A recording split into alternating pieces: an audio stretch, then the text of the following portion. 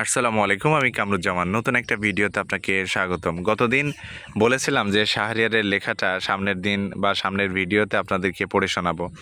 তো আজকের বিকালবেলা বাড়িতে ভীষণ গরম লাগছিল, তো শাহরিয়ারকে বললাম চল মাঠে যাই। ও বললো যে মামা তাহলে গল্পটা সাথে নিয়ে যাই, ওখানে গিয়ে আমরা ভিডিও তৈরি করব। তো দুইজন আসলাম, এসে বসে আছি। ও এখন শাহরিয়ারকেই পড়তে দিলাম যে তোর গল্প তুই পড়। মামা তাহলে তুমি পড়া শুরু করো। গল্পের নাম পাখির পল্লী। লেখক শোভন শাহরিয়ার। অনেক দিন আগেকারের কথা। একদিন একটি পাখি একটা গাছের ওপর বসে ফল খাচ্ছিল। সে মনের সুখে ওই ফলটি খাচ্ছিল, কিন্তু কিন্তু কিছু মানুষ পাখিকে ফল খেতে দেখে ফেলল। কিন্তু তারা পাখিকে কিছু বলল না। তারা মনে মনে ভাবলো যে ও একটু খাক, আমরা তো প্রতিদিনই খাই। তাই তারা পাখিকে না তাড়িয়ে চলে গেল। তাই পাখিটি ভরা পেটে বাসায় ফিরে গেল। পরের দিন সে তার পরিবারের সবাইকে নিয়ে ফল খেতে আসলো। তার দেখে অন্য পাখিরা ওই গাছ থেকে ফল খেয়ে চলে যায়। কিন্তু একদিন ওই গাছের মালিক গ্রামের বাড়ি এসেছে।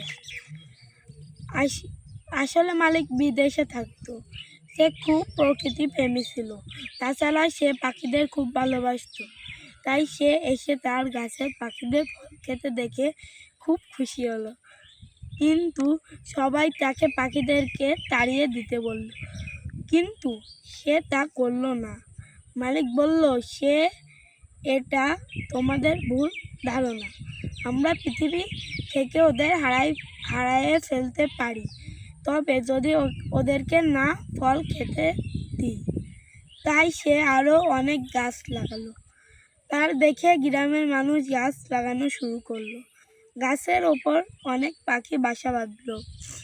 তাই তার গ্রামের নাম পরবর্তীতে রাখা হলো পাখির পল্লী। যাক, খুবই সুন্দর হয়েছে। তবে তুমি এই যে চেষ্টাটা করেছো এটাই বড় কথা। এখন আর এটা তোমার প্রথম লেখা, তুমি যদি আরও লেখার অভ্যাসটা করো তাহলে কিন্তু পরবর্তীতে বাক্যগুলো আরও সুন্দর হবে। তোমার অপ্রয়োজনীয় কথাগুলো তোমার দেখা যাচ্ছে তুমি তখন আস্তে আস্তে কমে আসবে। তো তখন লেখাটা আসলে সুন্দর হবে। আর তোমার মামা হিসাবে যদি আমি মন্তব্য করি, এই যে তুমি যে নামটা দিয়েছো পাখির পল্লী, তো এই নামটা ভীষণ সুন্দর একটা নাম হয়েছে। এবং দর্শকদের উদ্দেশ্যে তুমি তোমার যে কথা আছে সেটা তুমি দর্শকদেরকে বলো। আমার এই ভিডিওটা আপনাদের যদি ভালো লাগে বেশি বেশি কমেন্ট করে জানাবেন। না, হলো না, এটা হলো না। তোমার কথাটা উচিত ছিল যে আমার গল্পটা কেমন লেগেছে অবশ্যই আপনারা মন্তব্য করে জানাবেন। তো যা হোক, আজকের এই ছিল ভিডিওটা। আপনাদের ভাগ্নে শাহরিয়ারের গল্পটা কেমন লাগলো অবশ্যই জানাবেন। এবং পরবর্তীতে সে কি নিয়ে গল্প লিখতে পারে বা আপনারা যদি তাকে কোনো চ্যালেঞ্জ দেন, সেই চ্যালেঞ্জটা নিয়ে আপনাদের গল্প লিখে আবার একটা ভিডিও করে পাঠাবে। তো সবাই ভালো থাকবেন। আসসালামু আলাইকুম।